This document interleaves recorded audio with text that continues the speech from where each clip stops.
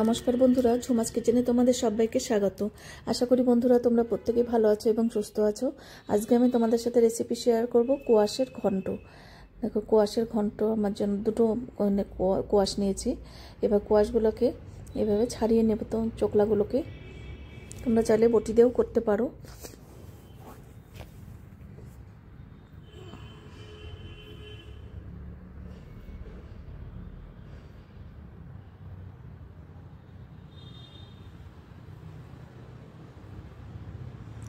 এবার ছাড়িয়ে এগুলোকে ধুয়ে নেব।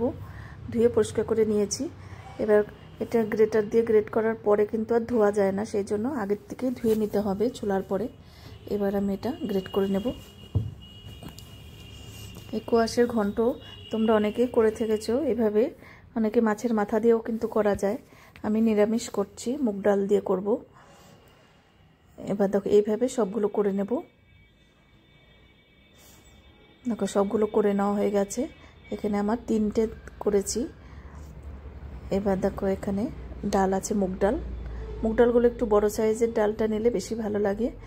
এবার দেখো তেলটা গরম করে নিয়েছি, সরষের তেলেই করছি। এবার কালো জিরে ফোড়ন দিয়েছি। এবার ডালটা দিয়ে দিলাম।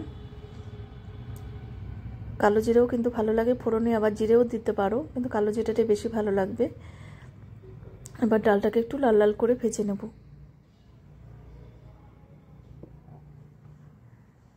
এই কোয়াশের ঘন্ট দেখবে রুটি, পরোটা সব কিছুর সাথে, ভাত সব কিছুর সাথেই ভালো লাগবে।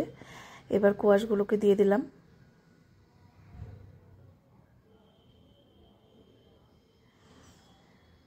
তোমরা যদি সুন্দর সুন্দর রেসিপি পেতে চাও আমার ইউটিউব চ্যানেলটি অবশ্যই সাবস্ক্রাইব করে রেখো। আর যদি ফেসবুক থেকে দেখো, পেজটিকে ফলো করো।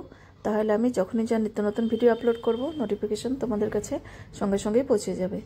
এবার স্বাদ অনুযায়ী নুন দিলাম, ঝালের জন্য 2টো লঙ্কা দিলাম, আর দিলাম হলুদ। এবার ভালো করে এটা নেড়ে নিতে হবে।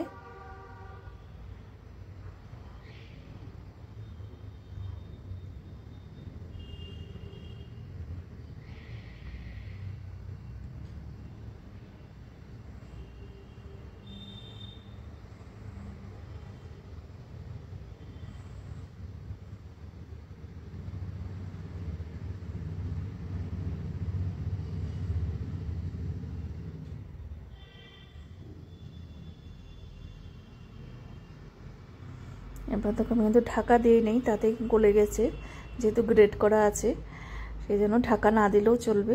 দেখো আমি ঢাকা না দিয়ে এটা রান্নাটা করলাম।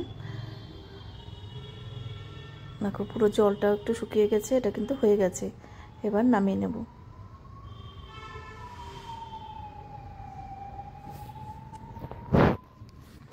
এবার একটা বাটিতে সার্ভ করে দিচ্ছি।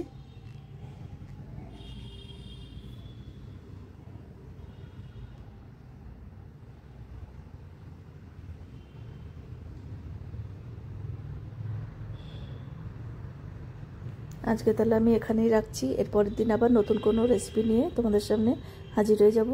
তোমরা সবাই সুস্থ থেকো, ভালো থেকো। টাটা বন্ধুরা।